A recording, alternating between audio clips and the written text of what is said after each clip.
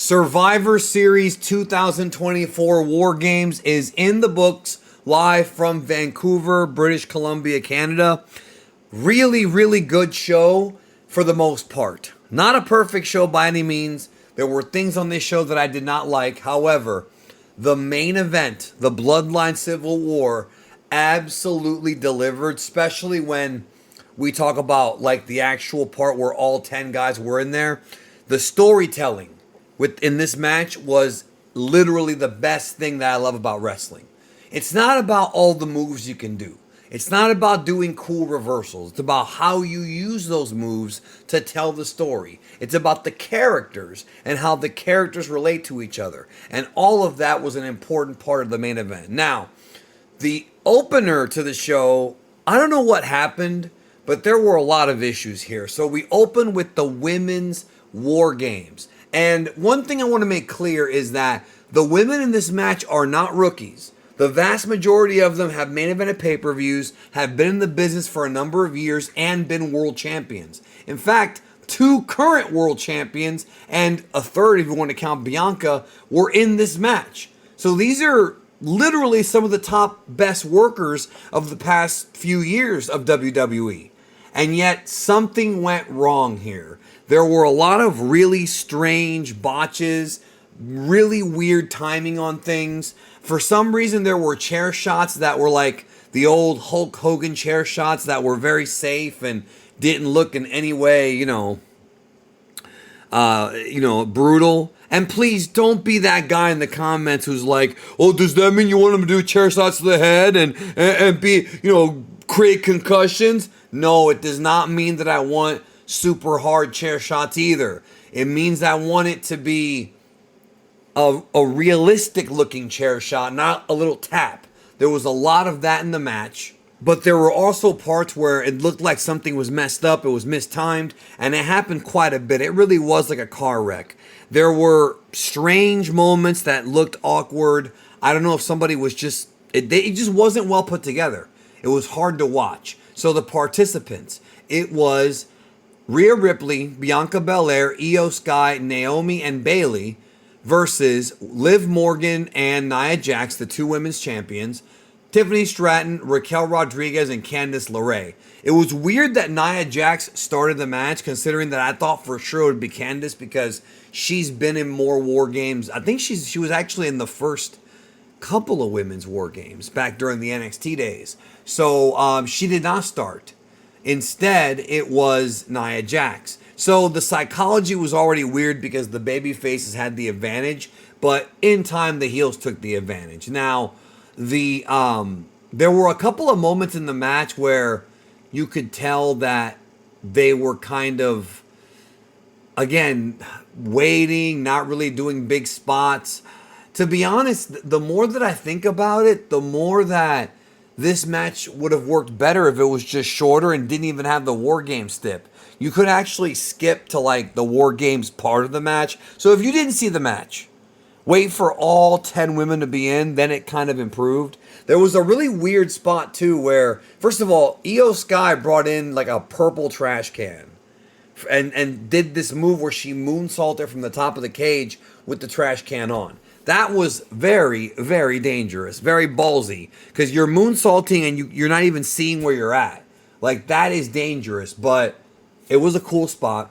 But there was one moment where there was a bunch of women huddled together, and she runs up with a fire extinguisher and starts spraying everywhere, but it doesn't even get on the girls. It just got on, like, the air.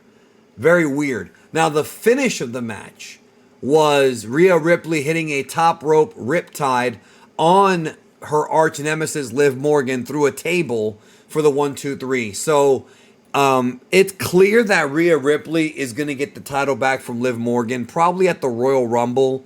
I don't think they're going to have Liv with the title all the way to WrestleMania, although I wouldn't be surprised. And we also know that Charlotte is on her way back, and Becky Lynch is obviously right now just on break, and she's not going to AEW. She will be back as well at some point, so it was refreshing, though, to have a women's War Games match without those 2 in it. But still, I felt like this was not very good. Not a very good. Probably the weakest worst War Games match that they've done since WWE started doing these during the NXT days. I just didn't feel like it was that great. Then we have Nakamura, Shinsuke Nakamura, and LA Knight. Nakamura's new presentation is awesome. He wears all black. His music is slower, comes out like a samurai. The lighting, the blood moon, like it's a really, really nice repackaging. And to be honest, he kind of needed it. Like he really did. This was a difficult match to call because LA Knight was red hot and still is red hot. I mean, every time he comes out, the crowd explodes. But Nakamura just came back, and Nakamura's been kind of a joke for quite some time. So if they're going to bring him back and give him a serious push, difficult to think he would lose this match. And so he did win. But again, do you really want LA Knight to not, to lose this quickly? I mean, I think it's okay. I think LA Knight will get the title back at some point. But I think having Nakamura come back and not get the win, it just doesn't make sense. Like, it doesn't make sense they would do that. So what happened was Nakamura hit the Kinshasa, I can never pronounce that right, Kinshasa, to the back of the head and got the 1-2-3. So it was relatively clean. There was like an eye poke, but it was like an eye gouge, I think. I think that's what it was. Like an eye rake. So it's somewhat dirty, but not entirely. The feud will probably continue after that. So they had this really cringe, like, sponsored segment where they were selling this like t-shirt or something. It was like Otis and Maxine and Tozawa. But luckily this show did not waste that much time with the commercials like a lot of the other WWE pay-per-views have in the past. So it's also weird that, I think it's weird, that Cody Rhodes and Kevin Owens wasn't on this card. I know they're holding off on it for Saturday night's main event in December. It's a big TV special, and I get it, but it surprises me because I think that's the first pay-per-view of the year that Cody wasn't featured on. I think. Cody may not have been in, where was he at Elimination Chamber? I don't remember, but it's just, they could have done it, but instead they're holding off on it. Then we had, for the Intercontinental title, Bron Breakker, Sheamus, and Ludwig Kaiser. Now, this is a match that on paper looks like any old match from Raw. Like, considering how Triple H has booked the past couple years, these guys, with the exception of Bron Breakker, are not Triple H's pay-per-view guys. If you look at the guys on the roster, there's people that are in WWE who never make the pay-per-views except for the Royal Rumbles. Like, for example, the New Day, or the Wyatts, or Karrion Kross. These are guys that you only see on TV, but they never quite make it to the pay-per-views. Alpha Academy, or whatever the new group is, Chad Gable's group. But here you've got these three guys who are, again, this match could have been a Raw match, but let me tell you, they freaking went at it. This was a phenomenal three-way. It's one of those things where logically I would have preferred a Cody Kevin Owens match. Here it's the bigger match, but this was like a perfect undercard three-way match that was just absolutely outstanding. Go out of your way. Go out of your way to see this match. Even though Sheamus and Ludwig Kaiser had their moments, this match was a showcase for Bronson. We saw his athleticism, his incredible leaping ability. The dude's doing dives. The dude's doing crazy jumps. Like, he's doing the, like, sort of like what early Lesnar was doing back in 2003, where even though he's a big, jacked up monster, he's got that explosiveness, that sprint explosiveness. This dude's got it. And, like, the thing about this show is, watching this show, you can kind of tell who's going to be a future world champion, because not only did LA Knight get incredible pops, but Bron Breakker has all the tools. I mean, Bron Breakker will be world champion at some point. He just, I find it hard to believe he won't. His promos are okay. I don't think he's as charismatic as, like, Uncle Scotty, but he still has a complete package. And I enjoyed it. I mean, dude, he destroyed Kaiser with a spear. It was brutal. And then he hit Sheamus for the pin. Gunther, Damian Priest. Again, Gunther is WWE's version of Will Ospreay. Here's what I mean by that. They don't have the same wrestling style, but when you have Will Ospreay on a pay-per-view or Gunther, you're guaranteed a minimum 14, 15-minute match that's going to be good and tell a story. Will Ospreay does it every time, so does Gunther, and that's what happened here. You know, the story of the match was that Gunther was working over Priest's shoulder, and there were a number of spots that were done to sort of accentuate that, but Priest was trying to survive. There was a really cool spot where Priest reversed the move and spun on the ground into like a gogoplata type of move, like an omoplata. Really cool stuff. There were a lot of near falls. At one point, Priest hits like the razor's edge and everything, but it was only a 2 count. Lots of good, you know, again, storytelling. He tried to go for the choke slam, the end of days or whatever, but his shoulder kept hurting him. It just kept hurting him. And then at one point, Gunther busts out the Kimura, and that was cool as well. Like, that was also cool. So something unexpected happened. I didn't think they were going to do this, but Priest basically is outside the ring at one point because they were going for like a top rope move and they both fell. And then Finn Balor comes down and gives Priest like a little, you know, double stomp from like the steel steps to the floor. I thought that feud was over. I thought the Finn Balor Damian Priest feud was done. But no, apparently not. And so what happened was Gunther goes outside the ring and drop kicks Finn Balor. So they're either setting up for a 3-way or a Gunther-Finn Balor match. And little by little, they're kind of turning Gunther into a babyface because not only did he, you know, shake Randy Orton's hand when he beat him, and he shook Cody Rhodes' hand, but here, you know, he didn't want any interference. So Gunther's a very different type of cat. He's not a traditional heel. And when you do things like this, the crowd's going to get behind you. And I do think that Gunther has a big babyface run ahead of him. I'm not sure if it's going to happen right now, but he's definitely a very different type of heel. More of a bullish type of heel than like a cowardly heel or one that cheats. So what happened was he put him in a couple of power bombs, and then he put him in it was like a sleeper, but he trapped the shoulder so it hurt even more. Good finish, man. Good finish. Gunther retains. And I like that the story was that Gunther wanted to win on his own, not with Finn Balor. So we're going to have that coming up, I assume. I thought this match was better than the SummerSlam match they had, but I don't think it was as good as that 3-way. The main event. So OG Bloodline versus New Bloodline. Roman Reigns, Sami Zayn, The Usos, and CM Punk versus Solo, Jacob Fatu, Tama Tonga Tangaloa, who they were called Girls of Destiny by Michael Cole, which I appreciated, and Bronson Reed.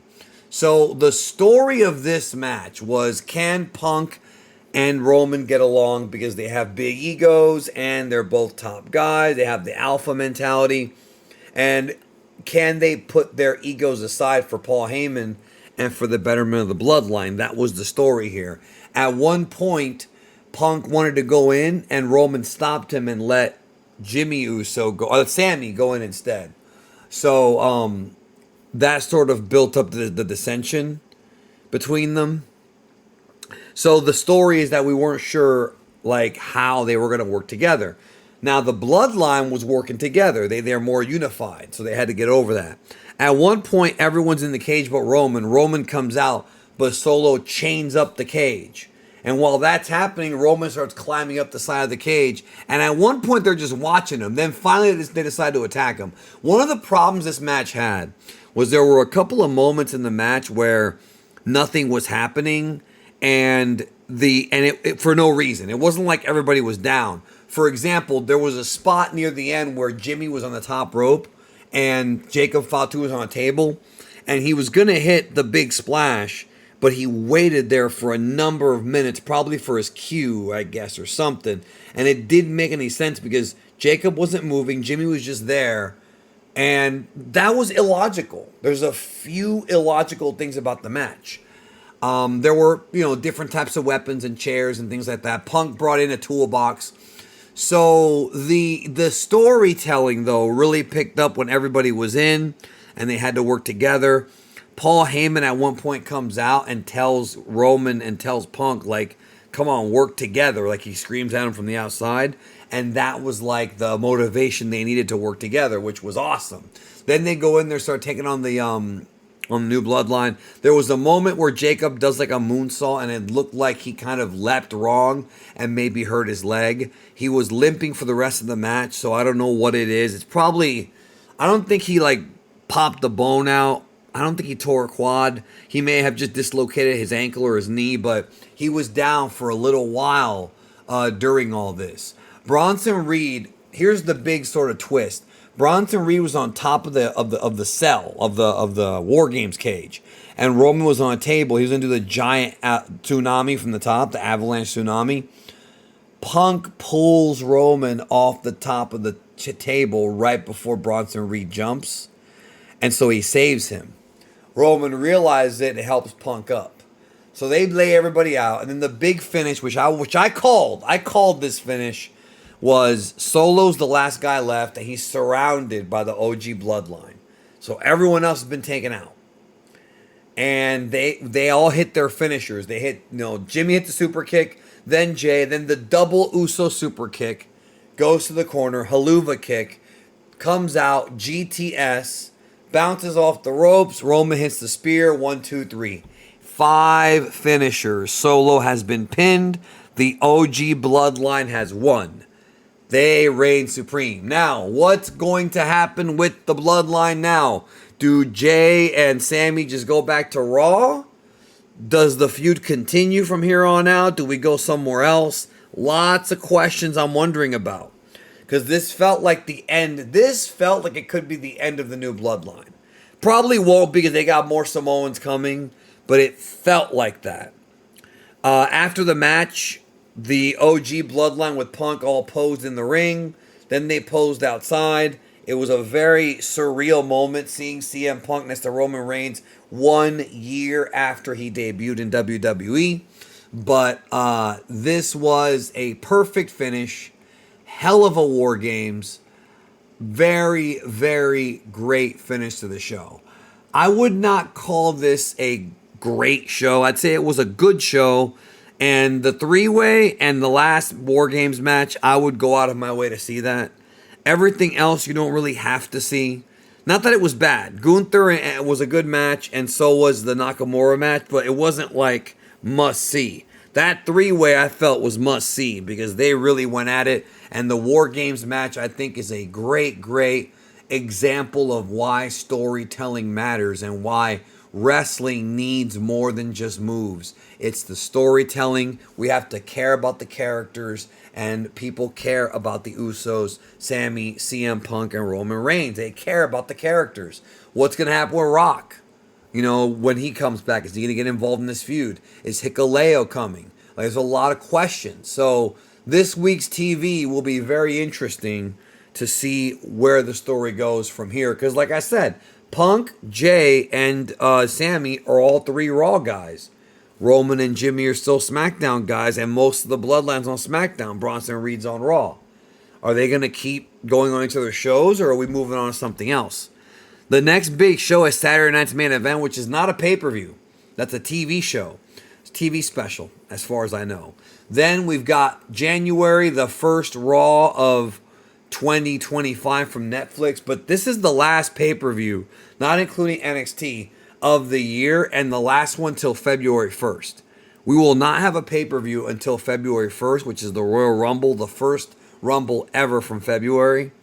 So look forward to that. But right now, usually this time of year, WWE's on cruise control, and it sucks, but that's usually what happens in the past, especially during the Vince era, where December, most of the time, the month of December is just not booked well. It's just, we're kind of biding our time until January when we start putting together the Royal Rumble and the build to WrestleMania. But since the era of Triple H has come, maybe it's not going to be like that. Because last year I didn't think it was like that, but sometimes it is, man. Hopefully we'll get more development with these stories. It definitely did feel like the last pay-per-view of the year, because it was. Again, not including NXT. Those are my thoughts. What did you think about War Games Survivor Series 2024? Let me know. Take care.